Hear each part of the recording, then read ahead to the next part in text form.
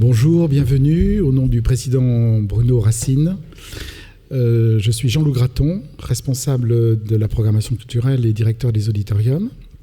Heureux de vous accueillir pour ce congrès, ce séminaire, ce colloque autour de l'histoire de la franc-maçonnerie. Par rapport au programme que vous avez, on a juste un tout petit peu inversé l'ordre de présentation, puisqu'en tant que hôte, je prends la parole en premier. Je serai bref. Juste pour situer un petit peu l'endroit où vous êtes, donc il s'agit de la Bibliothèque nationale de France, qui a été donc créée en tant que telle il y a 20 ans, au moment où l'ancienne Bibliothèque nationale et la plus récente Bibliothèque de France, le bâtiment où vous êtes, ont fusionné en 1995. Exactement. Mais l'histoire de la Bibliothèque nationale remonte à beaucoup plus longtemps, puisqu'il faut remonter à Charles V, donc nous sommes au XVe siècle, pour qu'il y ait la première constitution d'une bibliothèque royale, qui à l'époque d'ailleurs s'appelait librairie. Et puis ensuite, un grand moment de l'histoire de cette bibliothèque, c'est la création du dépôt légal. Donc là, nous sommes sous François Ier. Donc au XVIe siècle, et ce moment effectivement a constitué une histoire importante pour cette bibliothèque, puisque à partir de cet instant, les collections se sont enrichies. Les premiers fonds, bien sûr, étaient essentiellement des manuscrits, et pour certains d'entre eux très, très anciens, et puis avec le développement de l'imprimerie, bien sûr, ces collections se sont enrichies jusqu'à devenir aujourd'hui une des plus grandes collections au monde de documents, puisque la Bibliothèque nationale de France, c'est 40 millions de documents. On dit à plus ou moins 100 000, parce qu'effectivement, il en arrive chaque jour, chaque semaine, puisqu'au titre du simple dépôt légal, 4 000 documents sont déposés chaque semaine dans ce bâtiment précisément, qui est le site dont François Mitterrand, qui a 20 ans. Donc le dépôt légal, ça a été un moment très important pour l'histoire, c'est un moment très important pour l'histoire de cet établissement. Et aujourd'hui, grâce à la création de ce bâtiment, ces trésors, ces fonds sont mis à la disposition du grand public. C'est l'espace du Haut-de-Jardin, et puis des chercheurs, c'est l'espace du Rez-de-Jardin. Et l'ancien site de Richelieu, qui se trouve dans le centre de Paris, est toujours ouvert aux chercheurs, mais la notion de chercheur est très large. Elle ne se limite pas au strict sens du terme aux chercheurs universitaires. Un citoyen qui fait une recherche personnelle peut être considéré comme un chercheur, et donc il sera accueilli au même titre qu'un universitaire ou qu'un étudiant. Ce bâtiment peut accueillir jusqu'à 4000 personnes par jour. On va arriver bientôt aussi à la saturation de ces magasins, parce que 4000 documents par semaine, ça fait plusieurs centaines de milliers de documents par an. Et donc, 40 millions plus, il faut trouver aussi des endroits où l'on stocke. Mais dans le même temps, évidemment, nous avons développé un site que vous connaissez sans doute pour la plupart d'entre vous, qui s'appelle Gallica, qui est donc la bibliothèque numérique de la Bibliothèque nationale de France. Site où l'on peut consulter à peu près 3 millions de documents aujourd'hui. Bon, chaque jour, ils s'en numérisent davantage. Et puis, évidemment, pour numériser l'ensemble des collections, il faudrait plusieurs dizaines, voire plusieurs centaines d'années, puisqu'elles s'enrichissent chaque jour. Mais c'est un processus qui se développe.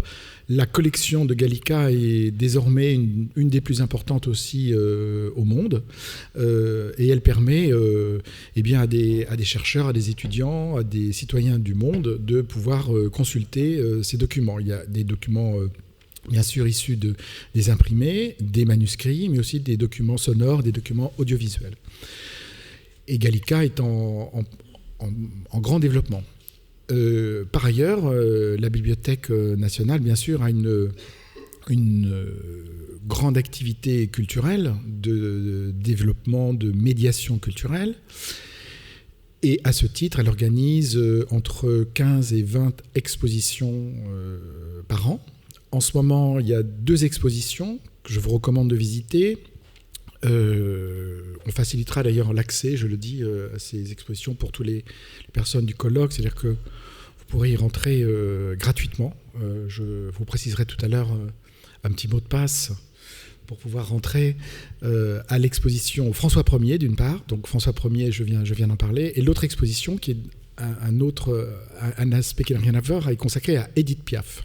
Donc vous le voyez, l'éclectisme de la bibliothèque se retrouve aussi, et sa pluralité se retrouve à travers les expositions. Et parallèlement, nous organisons entre 150 et 200 manifestations culturelles par an, pour lesquelles nous accueillons aussi un grand nombre de colloques que nous co-organisons, comme celui-ci. Je suis très fier de vous accueillir pour celui-ci, d'autant qu'il préfigure une grande exposition que nous allons proposer au public en 2016, une grande exposition consacrée à l'histoire de la franc-maçonnerie, dont le commissaire principal, l'un des commissaires principaux, est ici présent, c'est Pierre Mollier. Il vous en parlera plus longuement peut-être tout à l'heure.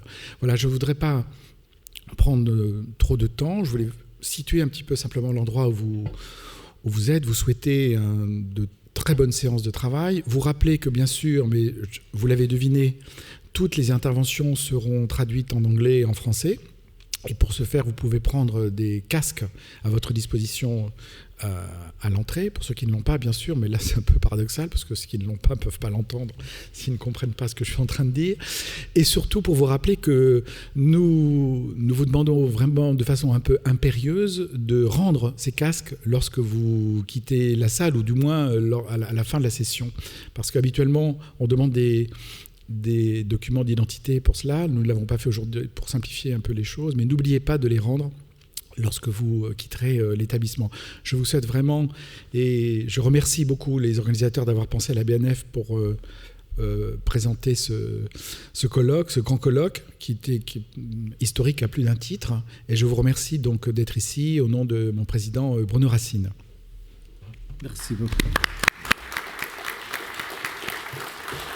Merci beaucoup, Monsieur Raton. Madame et Monsieur, bonjour. Ladies and gentlemen, good morning. My name is Guillermo de los Reyes. I'm the conference chair, and it is my great pleasure to welcome you to the first World Conference on Fraternalism, Freemasonry and History, Research in Ritual, Secrecy and Civil Society. Benvenue, welcome, benvenuti, bienvenidos.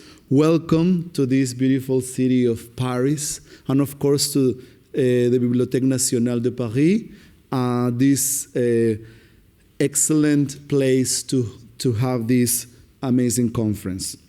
This conference focuses on the study of ritual, secrecy, civil society, vis-a-vis the dynamics of Masonic scholarship around the world. We have people from several parts of the world, from different continents, of course from France, and from Latin America, Europe, Asia. And we together will explore how civil society, secrecy, and ritual have been important elements during different episodes of local and world histories, and indeed still are.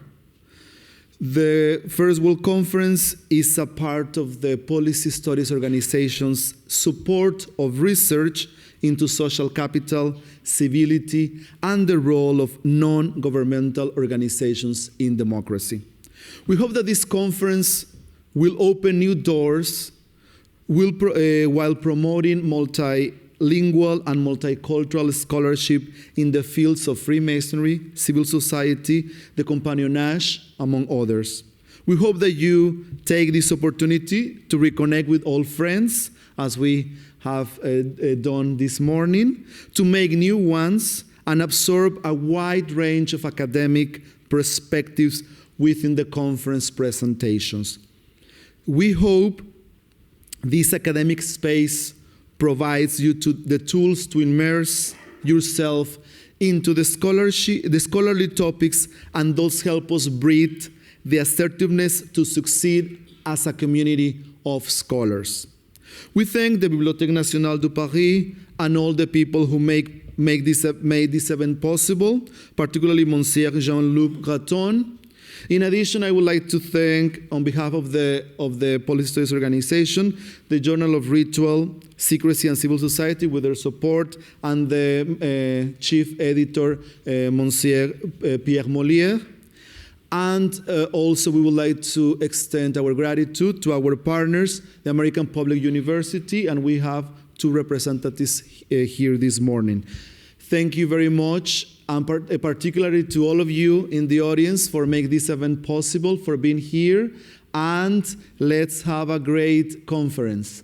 And just before I pass the microphone to my colleague, Pierre Molière, don't forget, if those of you who need simultaneous interpretation for the keynote speaker, who is going to be in English, Professor Jacob will speak in English, and please, outside to the right, they will have the headphones, and please don't forget to return them before you leave the Bibliothèque Nationale. Merci beaucoup, Pierre Molière.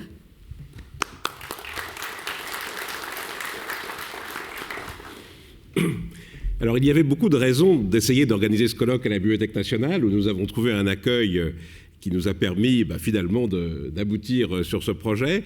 Mais la première raison, c'est, Jean-Loup l'a rappelé, les très importantes collections maçonniques de la Bibliothèque nationale, puisque le fonds maçonnique à la Bibliothèque nationale est l'un des plus importants, et consulté à la fois par les historiens de la maçonnerie, mais aussi par les historiens du XVIIIe ou du XIXe siècle.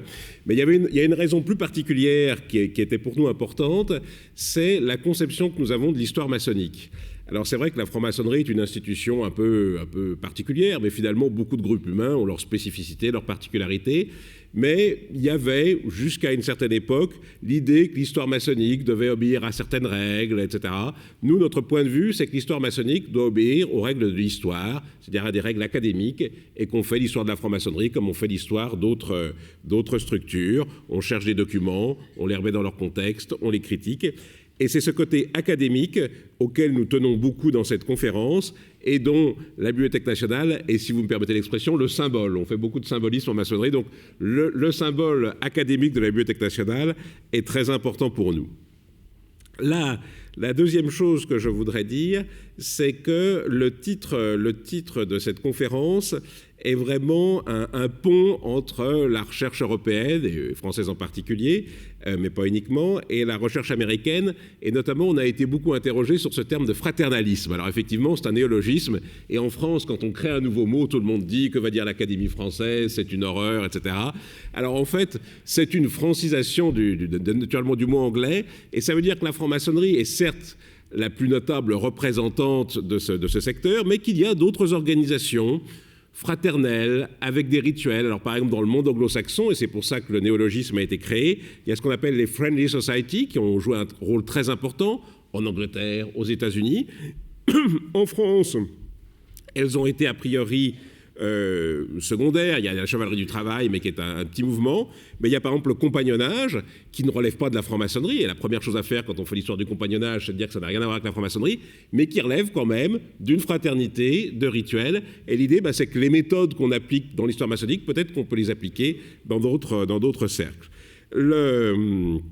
Alors, deuxième chose sur le vocabulaire, mais quand on crée des ponts, il y a toujours un peu ces problèmes de vocabulaire, c'est le problème de secrecy. Alors, secrecy, c'est vrai qu'en français, dès qu'on dit franc-maçonnerie, secret, ça fait un peu magazine, etc. Le terme secrecy en anglais est plus soft, c'est plus, alors je n'ose dire privatude, comme auraient dit certaines de nos édiles, mais il y a un peu de ça. C'est l'idée qu'il y a les choses publiques et puis il y a les choses privées, et c'est dans ce sens-là que nous l'entendons. Alors, quelques mots sur cette conférence, et je crois que si elle a suscité tant d'intérêt dès le début, alors c'est un peu tôt aujourd'hui, mais nous avons plus de 450 inscrits, dont 150 viennent d'autres pays, c'est qu'elle répond à des critères qui sont ceux aujourd'hui que doit avoir l'histoire maçonnique. C'est d'abord la diversité des sujets. L'un des grands intérêts de l'histoire de la franc-maçonnerie, c'est la diversité des choses qu'elle a touchées. Quand on est historien maçonnique, on peut s'intéresser aux beaux-arts, beaucoup d'artistes ont été maçons, on peut s'intéresser aux questions religieuses, beaucoup des grands théosophes du XVIIIe siècle, par exemple, sont maçons. Alors, dans les pays latins, on peut s'intéresser à la politique, parce que la maçonnerie en France, en Italie, en Espagne, a joué un rôle politique. Donc, on peut, quand on est historien maçonnique, et par exemple, quand on s'occupe d'un musée maçonnique, s'intéresser le matin à un tableau du XVIIIe siècle et l'après-midi à un homme politique ou à un religieux du XXe siècle. Donc, c'est cette diversité. Et notre programme est à l'image de cela. C'est un programme très divers. On va y parler de rituels, de musique, de sociologie. Et donc, c'est ce premier point qui est important. Deuxième point qui est important, c'est son optique internationale. Alors, on est toujours plus intelligent à plusieurs que tout seul, mais je crois que la franc-maçonnerie est l'un des sujets où l'approche internationale est vraiment nécessaire. Alors, comme on est organisateur de colloques, on est stressé, et je viens d'avoir un qui me dit que l'intervenant suivant est en face de moi. Donc je ne le vois pas, mais donc il n'y a pas de problème, le show will go on. Et donc deuxième aspect, cet aspect international qui est très important pour la franc-maçonnerie, parce qu'au XVIIIe siècle, elle a été une institution cosmopolite. Et par exemple, on va s'intéresser au rituel, on fait une table ronde sur les origines des Scottish Degrees, des hauts grades, des grades écossais. Et par exemple, l'histoire que moi je vais vous raconter, elle commence à Londres en 1733, elle continue à Berlin en 1740, elle arrive en France en 1743, et le principal acteur, c'est un Italien. Donc il est évident que si chacun est dans son petit secteur national, on n'arrive pas à... Donc pour des raisons académiques, cette dimension internationale est très importante. Alors, nous avons presque mis en place cette structure que nous voulons pérenniser. Donc aujourd'hui, vous avez le colloque, la conférence organisée en 3 pôles, comme par hasard. Donc le grand auditorium, le petit auditorium et une salle. Et donc il va y avoir des conférences, des workshops. C'est aussi un lieu de rencontre. Les conférences qui sont dans les 2 salles satellites sont aussi des lieux d'échange et de rencontre.